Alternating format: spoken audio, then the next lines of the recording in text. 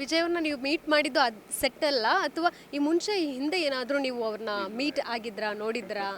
First time experience ನನ್ನ ಅವ್ರನ್ನ ಸೆಟ್ಟಲ್ಲೇ first ನೋಡಿರೋದು. ನಂದು ಫಸ್ಟ್ ಡೇ ಯಾವಾಗ ಶೂಟ್ ಇತ್ತಲ್ವ ಅವತ್ತು ವಿಜಯ್ ಸರ್ದೇ ಇತ್ತು. ಸರ್ಗೆ ನಾನು ಇಂಟ್ರೊಡ್ಯೂಸ್ ಮಾಡಿಕೊಂಡೆ, ಹಾಯ್ ಸರ್ ದಿಸ್ ಇಸ್ ವಜ್ರಂಗ್ ಅಂತ. ಸೊ ಅವರು ಅವಾಗ ಹಾಯ್ ಬ್ರೋ ಅಂತೇಳಿ ನನಗೆ ಇದು ಕೊಡ್ತಾರೆ. ಅಂದರೆ ಆ ವೈಬ್ರೇಷನ್ ತುಂಬ ಚೆನ್ನಾಗಿತ್ತು ಅವ್ರ ಜೊತೆ. ನಾನು ಹೇಳದ್ನಲ್ಲ, ಆ ಥರ ವ್ಯಕ್ತಿನ ನಾನು ಕೂಡ ಅವ್ರು ಮೀಟ್ ಮಾಡಿರೋದೇ ಒಂದು ದೊಡ್ಡ ವಿಚಾರ. ಅದು ಸುಮ್ಮನೆ ಹೇಳೋಕ್ಕಾಗಲ್ಲ, ಅದು ಕೆಲವೊಂದೆಲ್ಲ ಪದಗಳಲ್ಲಿ ಹೇಳೋಕ್ಕಾಗಲ್ಲ.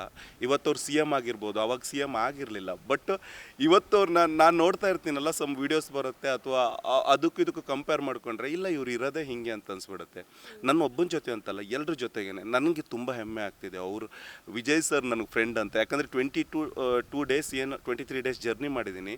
ಅವ್ರ ಜೊತೆಗೇ ಇದ್ದಿರೋ ಕಾರಣದಿಂದಾಗಿ ನನಗೆ ತುಂಬ ಅವ್ರ ಜೊತೆ ಮಿಂಗಲ್ ಆಗುವಂಥ ಒಂದು ಅವಕಾಶ ಸಿಕ್ತು. ತುಂಬ ಲೀಲಿಯನ್ಸ್ ಕೂಡ ಸಿಕ್ತು.